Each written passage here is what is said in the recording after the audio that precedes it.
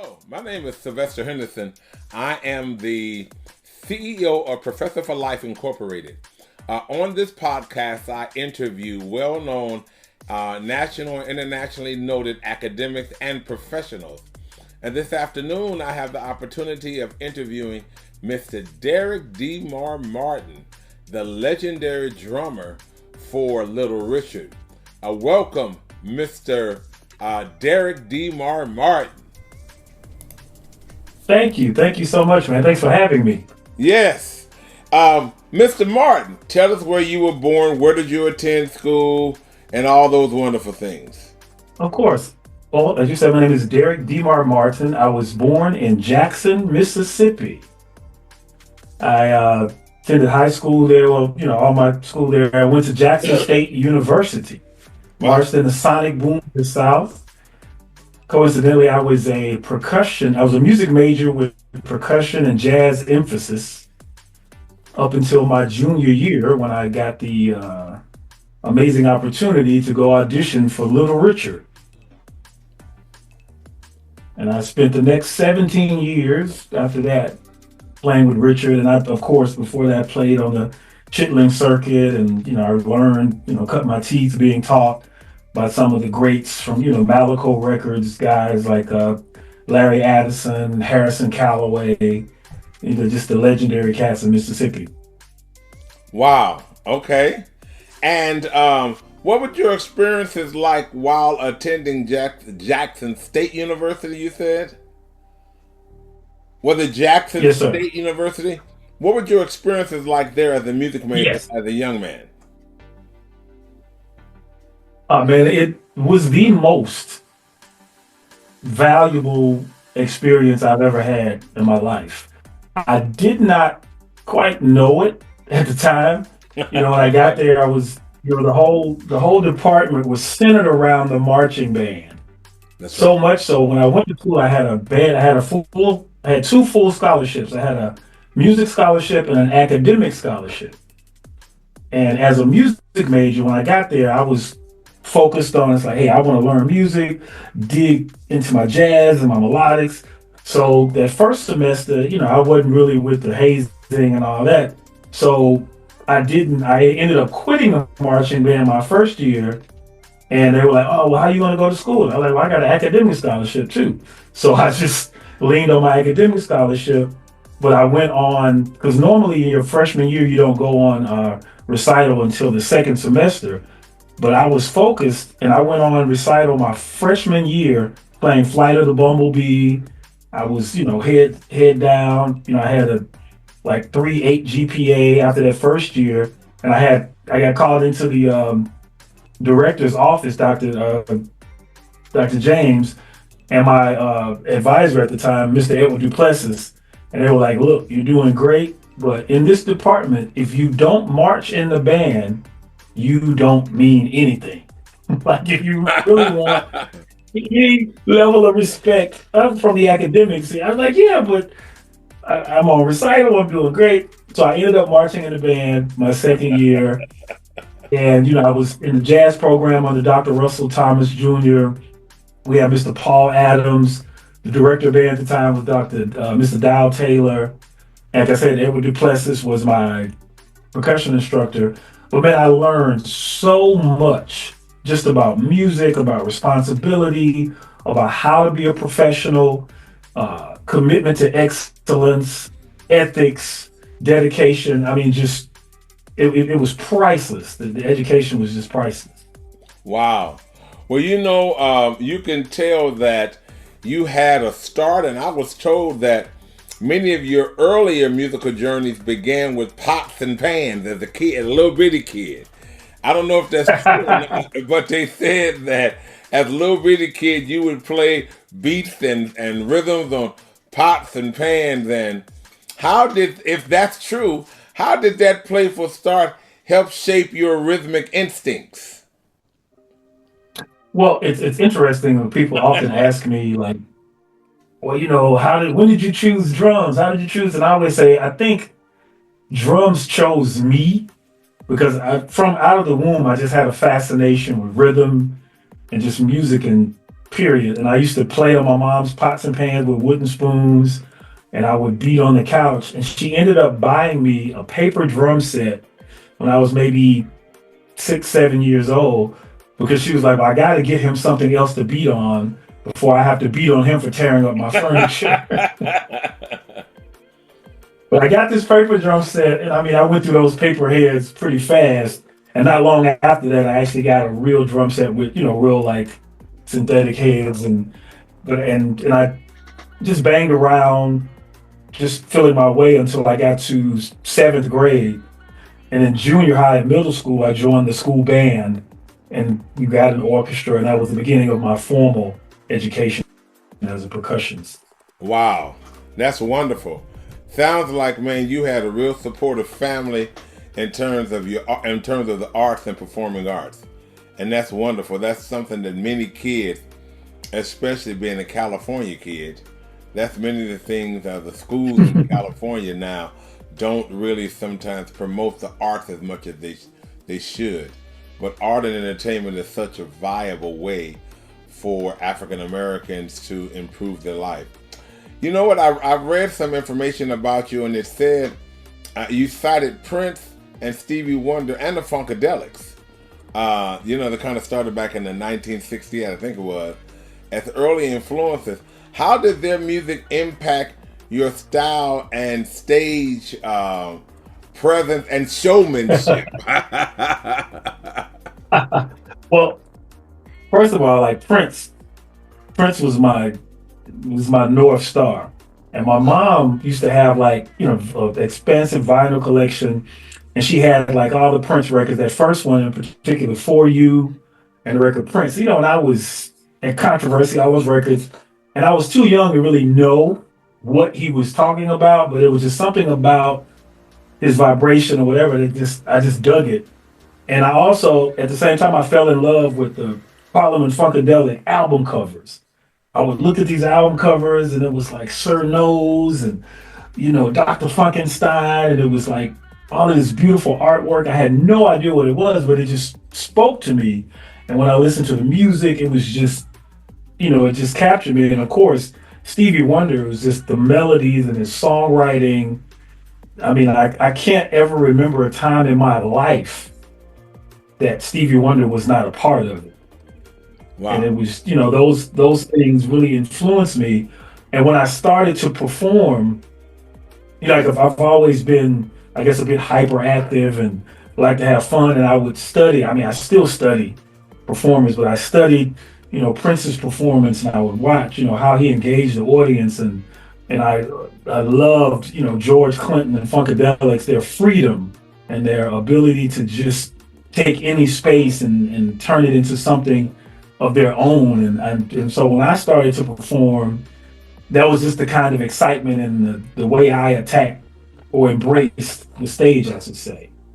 Very theatrical, very entertaining, and very passionate. I've watched quite a few of your videos and performances, and I'm like, wow, You know what? What was it like transitioning from, did you do any orchestral percussion in the university or marching, at Jackson State or high school, and kind of transitioning from playing for like the legend Little Richard? That had to have been, for a young man, quite a different experience. Oh man, it was. Well, first of all, my percussion career was 100% orchestral in its foundation. I rudimental snare drum. I played timpani. I was in an all-city band from 7th grade to 12th grade. Melodics, the whole thing. I started playing drum set in high school at Provine High School I think when I was a sophomore. I was in a jazz band there. I went on to Jackson State, and I have a kind of weird kind of duality as a musician. Even when I moved to California, is probably 75% of the work that I still get is because I kind of balance the academic and the street. I learned to read music and I write charts and all that stuff. And most of the time, when I moved to California, I started getting work because guys were like, they found that I could read charts, and they were like, "Hey, look, can you do this gig? I don't have time to learn the music. It's 25 songs, no rehearsal, just show up, sound check, play the gig." I was like, "Oh, if you send it to me, I would literally just write all the stuff out, show up, sound check, play the gig." And I got a reputation for being able to do that. But that's how I started, like reading. And I tell when I teach my students now, I tell everybody it's important that you know how to read music, even if it's you creating some notation that only you understand. But that so back to the transition from that to the Little Richard situation. Yeah, it was quite actually my life was leading me. I think God was always leading me to that point without me even knowing it. Because one of my first mentors was a guy by the name of Vasti Jackson. And Vasti's worked with everybody from BB King to he played guitar on the ZZ Hill records back in the day, Down Home Blues, all that. Was a producer at Malaco Records, and he took me under his wing. And I was gigging with him, and he was teaching me all this stuff. Like, this is how you play for 30,000 people. This is how, like, not knowing I was coming to this situation with Richard, but he was teaching me all these things, yelling at me every gig. He's like, "Oh man, I didn't even know if I was good enough." Like, man, every time I do something, he's telling me it's not this, it's not that. And when I got the opportunity to go audition for Richard, all of these things that I had learned from Vasti along with all the other guys, when I got on the gig with Richard and we're playing, like, oh, this is what they were talking about. That's right. And it was quite a different thing. First of all, Richard being an iconic superstar, there was a psychology that existed in coexisting in that orbit, and then being able to play on stage, but playing for 10, 20, 30,000 people. And as a drummer, being able to drive a 10-piece rock and roll band. So for me, playing Chitlin Circuit gigs, being a student at Jackson State University, to this audition and opening up for the Temptations at Cerritos in Cerritos, California in 1995 as a 23-year-old was it was quite the transition. Wow. That's a lot of experience. I've heard, Mr. Martin, that you blend gymnastics and very athletic martial arts into your drumming, and I've seen some of it. How did those disciplines influence your performance philosophy? When you would create your own, drumming gigs and not necessarily playing for someone else, but you were doing some stuff under your own name, and you're playing and jumping over the drums and coming back, and you have to be pretty fit to do that type of stuff. And Well, so, how did that discipline or athletic discipline influence your performance philosophy? well, it's one of the things that I've all my mentors, people always say, "Hey, you got to use everything you have." And as a child, I studied Taekwondo. I was a martial artist for years.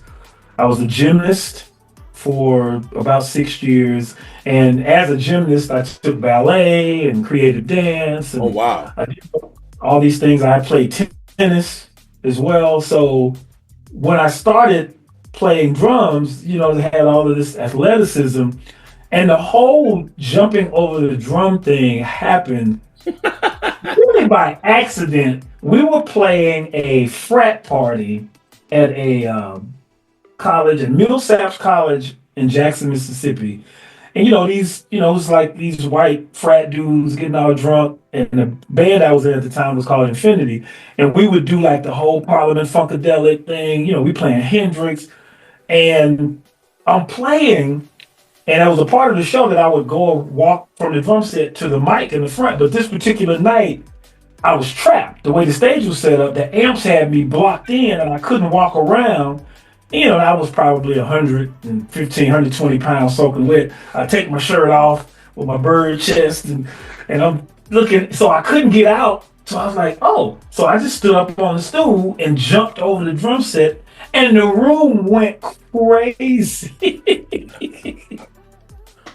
Wow. So that was kind of the beginning of that thing. And as I, just kind of did it, it just kind of morphed into, because the whole thing is that as much as I am a creative and a performer, I am a nerd and an academic at heart. So I study, because when I was at Jackson State University, as an aside, one of my professors, my jazz professor, Dr. Russell Thomas, we were playing Duke Ellington. We played the Basie book. We were doing Ellington and some other stuff.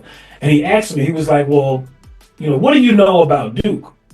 And I was like, well, I don't know that much. He was like, well, how can you play his music if you don't know anything about him? And he's like, anything you do, any artist you play for, anything you do, you must know. It's like, you can't play Duke Ellington's music without knowing why he wrote this, where he came from, what inspired him. And I took that in every situation I was in. So when I was in a jazz history class, and everybody was tasked with tracing the lineage of their instrument. And I was one of the few people in the room. I was like, oh, the drum set is the only American invention, because all the other instruments, woodwind, brass, can be traced back. Well, everything can be traced back to Africa. But in terms of like the classical instruments, but the drum set itself was an American invention. So once I studied that, and I actually developed a workshop off of that, but in discovering that piece, I was, studying Zutty Singleton and Max Roach and all of the, Chick Webb, Gene Krupa. Like Gene Krupa had a thing where he did a drum solo on the pipes in the basement in this thing. So I started incorporating some of that history into my performance. So as I jumped over the set, I would find glasses to play on and, play the room. And people would see this and they're like, oh, I've never seen this before. But not realizing I'm just a vessel for the ancestors. I'm just carrying forward a tradition that was passed down from Philly Joe and Papa Joe Jones and, all of the greats. And it's just a lot of people were not that familiar with that type of performance and a percussive aspect. And I made it my own, and I continue to experiment with it, but it is a part of that continued legacy. Wow. Now, but let me ask you, growing up, playing in the schools, Jackson State, did you play for any church or any churches or anything like that? As a man who's very rooted in the faith community, I'm just kind of curious. Well, the interesting thing about that is that I come from a family, like all of my grandfather was Reverend Bolden. He was a minister. And like all my cousins, because my cousin Barry Bolden, he's one of the members of the Mississippi Mass Choir, the whole thing. And it just so happened that side of the family all went to like Church of God in Christ, Holiness Church. But I grew up in a Lutheran church. Okay. And in the Lutheran church at the time, all they had was, they did not allow drums. They only wanted organ and piano. So I never played in church growing up. I just went to church, and I had friends of mine that went to Church of God in Christ that was at I forget the name of the church, but it was Mega Ever's old church. Wow. And okay. I used to go, my best friend at the time, Tommy Stevenson, he played drums in his church, so I would go to church with him. Okay. And I would sit back and watch. And then my great grandmother went to one of those holiness church, where they have, when people fall out and they wrap them in a white sheet and roll them around. That's right. So I experienced it, but I never got that experience in terms of playing drums in a church. Now I did, once I got to Jackson State, I would play at various churches right around the area, because some of the professors would take us to their churches to play. And once I started my production company, I ended up producing a group, the Robinson Brothers from Robinsonville, Mississippi, which was a quartet gospel group. And so, yeah, that was my experience. It's kind of like you say, in the South, it's the gospel blues, it's all in the air, like it's all around. Absolutely. And but I didn't get that experience like a lot of my friends did in terms of like being in church playing every Sunday. Well, you had it in your blood because your excitement and your passion and your gymnastics while you're playing all the things that you do.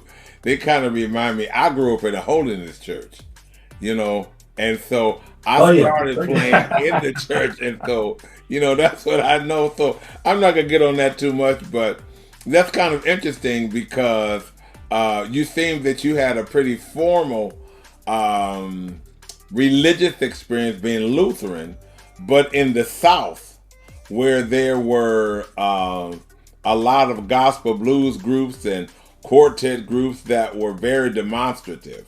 So that's very, very unique. But that gave you an intelligence in terms of your language and your appearance, in terms of how you handle yourself. Because church is social as well. But that's another show. We have to talk about that another time. Tell me, I've heard you speak about, or read that you speak about, entertainers kind of helped reared you. In a sense, by influences. What lessons from your family still guide your musical career today? Oh man, well the biggest lessons from my family is just respect and humility. Okay. I got, respect. From day one, have always been taught to respect my elders, and to just be humble. And always understand that no matter how good you think you are, there's somebody better, and that you should never, hold yourself too high. That's right. And I've, just always, that's always carried me through. And I've just been blessed to always have just the best mentors throughout my career, and people that that care about me and that have always looked out for me and have always been honest with me. Well, I could tell, Mr. Martin, you remind me of a young man that plays for Michael Fronte named Michael Blankenship.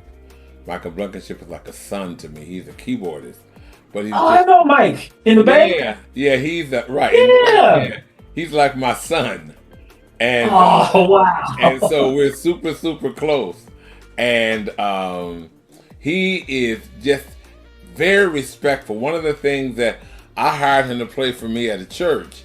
At the church, he was. That's kind of how he got into gospel music, because before that, Yes sir. he had grown up in San Ramon. Mother was a nurse, and father was a professional. And he had grown up in a real conservative environment and didn't grow up too much around African American people at all. Went to a private Christian school called Berean Christian School. So here go, you got this kid Okay. with all this talent, but he didn't grow up really in an urban life. And when I met him, he always seemed to be really balanced and just really respectful. And that was different than the kids that grew up in the Pentecostal churches who were very talented, that always wanted you to look at them. He would always take his Exactly. time and, just be really calm, and it's like the language skills were different than his talent in a sense. His talent was exceptional. And so you remind me so much of him. I can tell that you're a very respectful person. So I appreciate that, Mr. Martin. Thank you, How do you man. balance Well, no, technical precision with showmanship in your solos, especially when leaping over your drum kit? well, thank you for asking that because most people. It's interesting that what I found is like most people listen with their eyes. So when people see, oh, it's this, is this, but not really understanding that my goal, I'm technically proficient first. Like I'm playing the music, I'm really focused.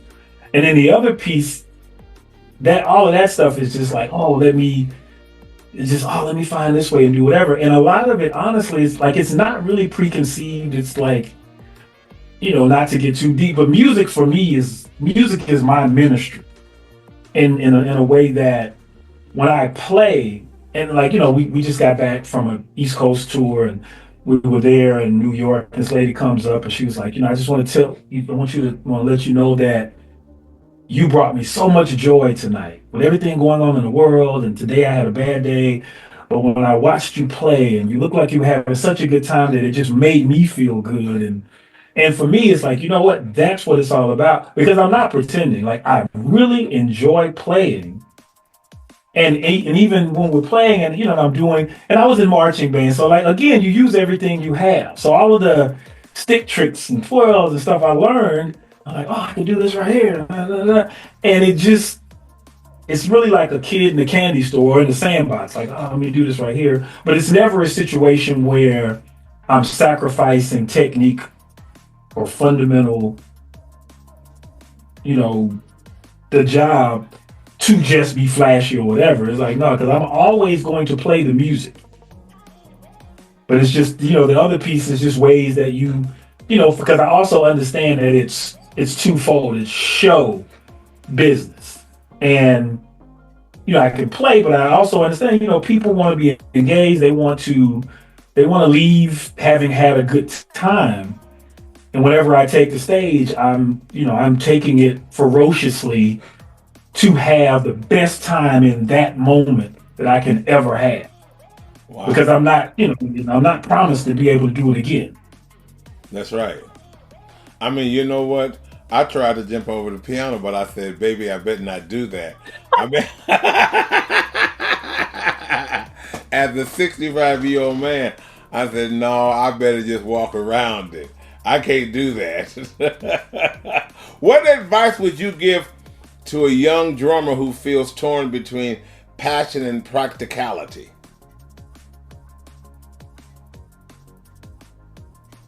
Well, first of all, I would always say you can never go wrong with passion. You gotta have because the passion. Passion is the thing that's going to drive you. It's the passion that makes us do this thing without knowing if this thing is going to do anything for us. In terms of paying us back or being able to support ourselves or whatever. It's like because the passion is the thing. We would be doing this whether we got paid to do it or not, because we love it. And part of it, I guess the passion is what feeds the practicality. Because if you're passionate about something, you want to know everything about it. You want to know as much as you can. You want to keep learning. So it's like if you're passionate about it, you will be able to be practical because that passion will drive you to keep studying, to keep learning, to keep wanting to be better, to want to be the best professional, to be on time, to be dressed right, to have the right attitude, to be somebody that people want to be around in professional situations and otherwise. That's right. What a great answer. You know what? I know you've played on everything from wine glasses to guitar strings. What's the what's the most unconventional surface you've drummed on? Water. Okay. Okay. Yeah, I remember playing an outdoor pool party and I was doing a drum solo and we were at the pool. So I was like, hey. So I just started playing on top of the water. Oh And I wow. was oh, this is kind of cool. And yeah, that was probably the most unconventional. Wow. Now I know you have a business where you um teach privately, but you also work with some of the schools or kids or and go in and do workshops for people on drumming or creativity. I think I read that someplace. Yes, sir. And can you Well, that's tell? called. I have a I was going to ask sir. you, can you tell us about that business and some of your passions and some of your joys for introducing music and rhythm to just children? Well, yes, sir. It's a drum. It's a workshop program. It's called Drums and More. I've been doing that program now about a little over 30 years. Okay. And what it is, it's the history of the drum set and the role that it has played in all forms of American popular music from its inception, from traditional New Orleans music all the way through hip hop. And what we do is we go through all the forms. I play, talk about the music forms, the history, drop names of people that the kids should know. But it also gives me an opportunity to tell the kids about the importance of, reading, writing, mathematics, uh, personal ethics, personal appearance. Like I get to talk about a lot of things through, and I do a whole lot of play. I pretty much do the entire presentation from the drum kit because, in particularly for the younger audiences, like they like you to play and this kind of stuff. But it's that's the root of it. So it's a lot of history about the drum set because a lot of people don't. A lot of adults. I have done it at festivals and even for teacher workshops. And a lot of teachers don't. People don't even realize where the drum set came from, who invented it, and that it is an American invention. When we talk about Baby Gods being one of the first people when Baby Gods played with Louis Armstrong, and then how the drum set developed, and so that's what the workshop is, and it also it's I customize it because I have done when I was in Mississippi, I would do it, and they would say, well, we have a group of young men that we would like you to talk to. They have this issue, that issue, and then I find a way to address whatever these issues are through music, the drum set. Because one of the things that I do talk about in the workshop is that music is both visual and auditory. And when I tell the students, I was like, well, you do realize that we're walking, every day we're walking and our rhythm says something good or bad about ourselves. So we do a demonstration about making eye contact, sitting straight up, and, just making kids understand that rhythm is a living and breathing thing. And then we talk about, how we communicate. Then we also cover African percussion and the fact that from Africa, the way we speak in rhythm and melody.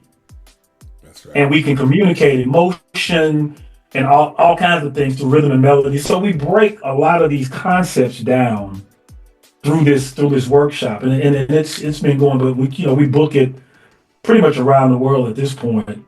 But and we do it for festival, but it's primarily for K through 12. Okay. And so and how many people? Is it just you, or that you and a team of other musicians that are under your organization? It's just me. Wow, that's wonderful. That's wonderful. So you find a way to have your family. You find a way to be creative. You find a way to be a business professional and to give to children, and then represent one of the most important elements of all humans, which is rhythm. Because Yes, everybody has a rhythm.